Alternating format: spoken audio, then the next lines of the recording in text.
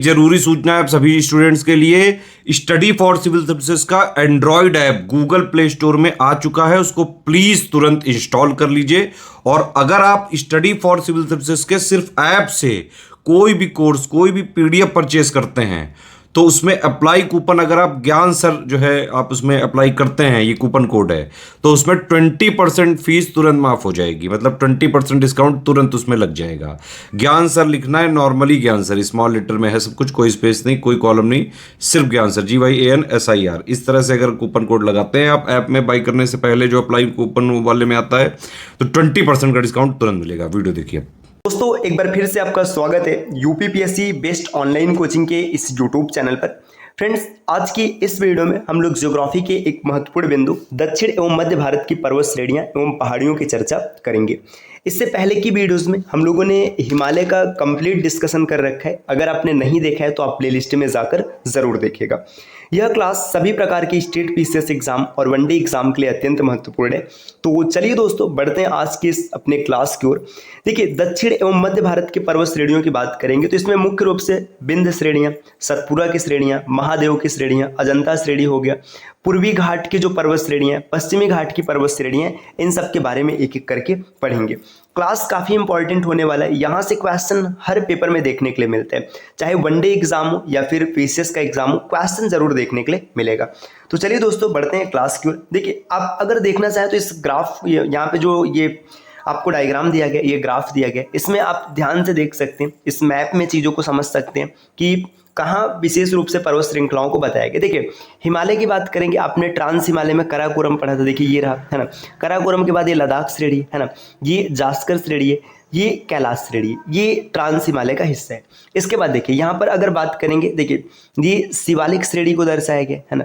शिवालिक श्रेणी के बाद अगर आप और आगे बढ़ेंगे, देखिए धौलागिरी है ना, अन्नपूर्णा, माउंट मकालू, कंचनजंगा है ना, एवरेस्ट पर्वत, ये नेपाल का है ना, ये सब आपने पीछे पढ़ रखा है। यहाँ पे नदियों का नाम दिए, हम लोग नदी श्रेणी में पढ़ेंगे।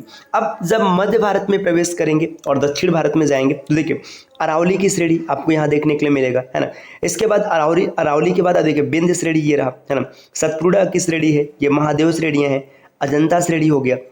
इसके बाद ये पश्चिमी घाट है ना, पश्चिमी घाट जो साउथ इंडिया का है ना, यहाँ पर पूर्वी घाट है ना। तो इन सब के बारे में विस्तार से पढ़ेंगे। अच्छा, पश्चिमी घाट में कौन कौन से राज्य शामिल है, ये थोड़ा सा आपको समझ लेना चाहिए। देखिए गुजरात, ये पश्चिमी तट पर स्थित है, पश्चिमी घाट के अंतर्गत आएगा। गुजरात के बाद महाराष्ट्र हो गया, महाराष्ट्र के बाद गोवा हो गया, है ना, गोवा के बाद कर्नाटक हो गया, है ना, कर्नाटक, कर्नाटक के बाद केरल, है ना, ये पश्चिमी घाट के अंतर्गत आते हैं।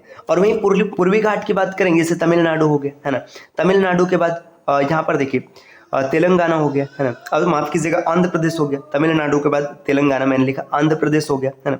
ये क्या हो रहा है, ये आंध्र प्रदेश हो गया। आंध्र प्रदेश के बाद उड़ीसा हो गया, है ना, उड़ीसा के बाद पश्चिम बंगाल हो गया। तो ये पूर्वी और पश्चिमी घाट है, इन सबको विस्तार से हम लोग पढ़ेंगे।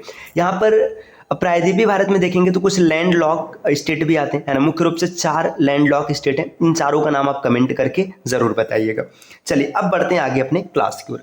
देखिए यहाँ पर पॉइंट वाइज डेटा दिया गया, पॉइंट वाइज चीज़ें आपको समझने में काफ़ी आसानी होंगी। दिया है सतपुड़ा पहाड़ियाँ, है ना, दक्कन पठार का भाग है। तो सबसे पहले तो आपको ये समझना है कि सतपुड़ा की जो श्रेणियाँ है दक्कन पठार का हिस्सा है।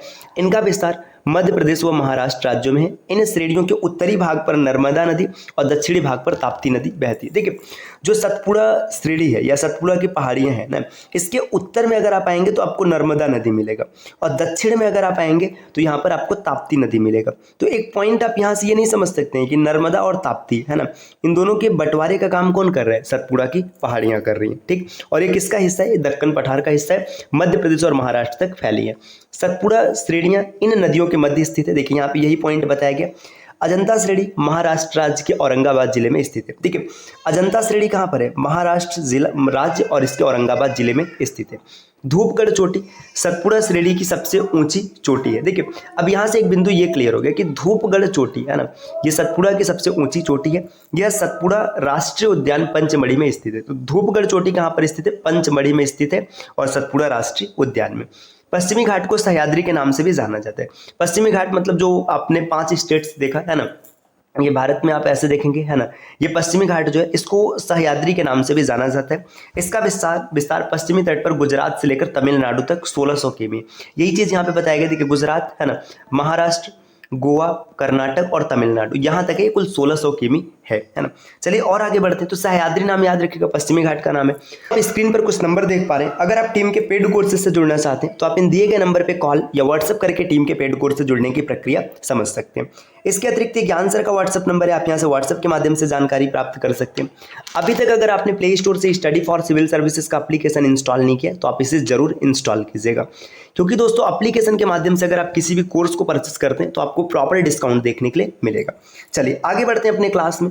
यहाँ पर दिया पश्चिमी घाट की औसत ऊंचाई लगभग 1200 मीटर है। मतलब जो पश्चिमी घाट है ना, इसकी औसत ऊंचाई 1200 मीटर है। केरल में इसे सर्व पर्वतम के नाम से जाना जाता है। मतलब जो पश्चिमी घाट है, जब केरल में आप प्रवेश करेंगे तो इसे सव्य पर्वतम के नाम से जाना जाता है। पश्चिमी घाट की सबसे ऊंची चोटी केरल में स्थित अनाईमुड़ी चोटी है ना। देखिए जो अनाईमुड़ी चोटी ये केरल में और पश्चिमी घाट की सबसे ऊंची चोटी है। पश्चिमी घाट का दक्षिणी क्षेत्र उत्तरी क्षेत्र की अपेक्षा अधिक ऊंचा है। मतलब जब आप साउथ की ओर जाएंगे तो ऊंचा है किससे, नॉर्थ की अपेक्षा। नल्ला मलाई पहाड़ियाँ आंध्र प्रदेश में कृष्णा और पेन्नरू नदी के मध्य स्थित है। यह पूर्वी घाट की पहाड़ी में पूर्वी तटीय मैदान के समानांतर महानदी से नीलगिरी की पहाड़ियों के मध्य विस्तृत है। देखिए अब यहाँ पर नल्ला मलाई ये पूर्वी घाट का भाग है। पूर्वी घाट की बात करेंगे, इसमें 4 राज्य मुख्य रूप से, तमिलनाडु, है ना, तमिलनाडु के बाद आंध्र प्रदेश, उड़ीसा और पश्चिम बंगाल। इन 4 राज्यों में अगर आप देखेंगे तो यहाँ पे बताया जा रहा है कि जो नल्ला मलाई है, नल्ला मलाई ये आंध्र प्रदेश में कृष्णा और पेन्नरू नदी के बीच में स्थित है ना, और ये नीलगिरी तक फैला हुआ है। जवादी पहाड़ियाँ तमिलनाडु राज्य के उत्तरी आर्काट जिले में स्थित है। जवादी पहाड़ियाँ कहाँ पर है, ये तमिलनाडु में, बस इतना याद रखने। आगे यहाँ पर दिया पहाड़ियों की रानी के नाम से विख्यात नीलगिरी पहाड़ियाँ। देखिए यहाँ पे एक चीज़ ध्यान दीजिएगा, है ना, पर्वतों की रानी, है ना, ये किसको कहते थे, पर्वतों की रानी की अगर बात करेंगे तो आपने देखा था एवरेस्ट को कहते हैं। इसका चोमोलोंगमा नाम था, कहाँ पर, तिब्बत में, और उस चोमोलोंगमा का अर्थ होता है पर्वतों की रानी। अगर पहाड़ियों की रानी कहा जाए तो पहाड़ियों की रानी कौन है, नीलगिरी पहाड़ियाँ, है ना। ये पूर्वी घाट एवं पश्चिमी घाट के सम्मेलन, जहाँ पर पूर्वी घाट और पश्चिमी घाट मिलती है वहीं पर नीलगिरी पहाड़ियाँ स्थित है। अब ये बिंदु काफ़ी इंपॉर्टेंट है, पहाड़ियों की रानी या फिर पर्वतों की रानी।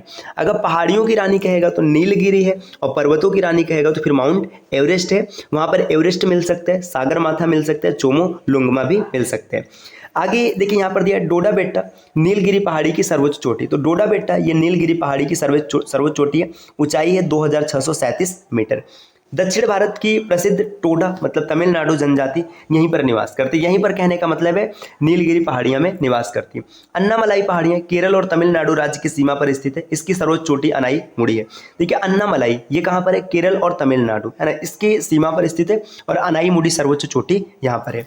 नीलगिरी पर्वतमाला तमिलनाडु, केरल एवं कर्नाटक राज्यों में विस्तृत है। ये क्वेश्चन कई बार क्वेश्चन में पेपर में बना हुआ है कि नीलगिरी पर्वत का विस्तार कहाँ तक है, तमिलनाडु, केरल और कर्नाटक, यहाँ तक नीलगिरी फैला हुआ है।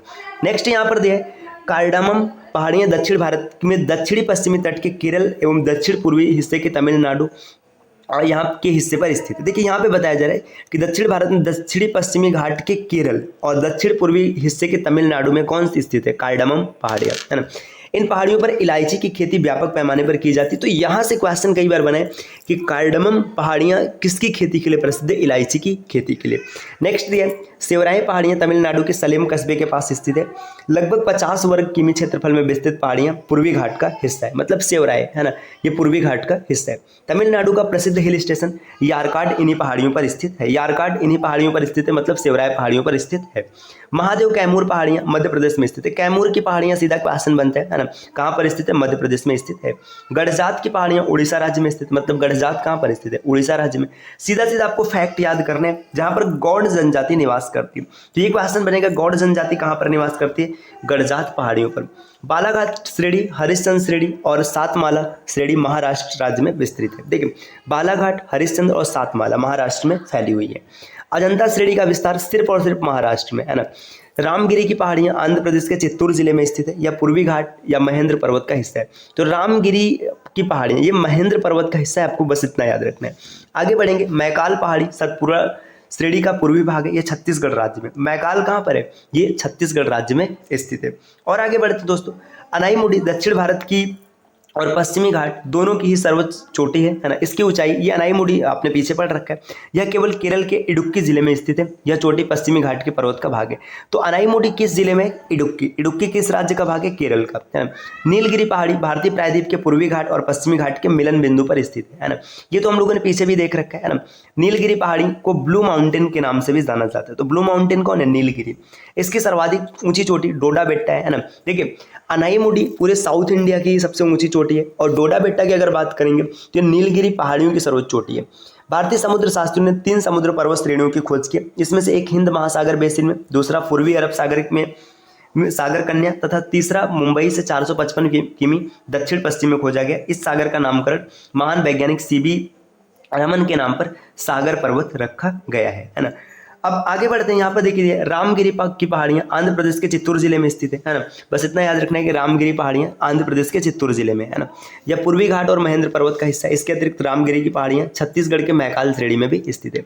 मुकंदरा पहाड़ियाँ राजस्थान के बिंद्रेन पर्वत श्रेणी का विस्तार है। मुकंदरा पहाड़ियाँ कोटा व झालवाड़ा के बीच स्थित है। आगे दिया भारत के बृहद क्षेत्रफल में प्रायद्वीपीय पठार एक मेज की आकृति वाला स्थल है ना, जो पुराने क्रिस्टली आग्नेय और रूपांतरित शैलों से बना हुआ है।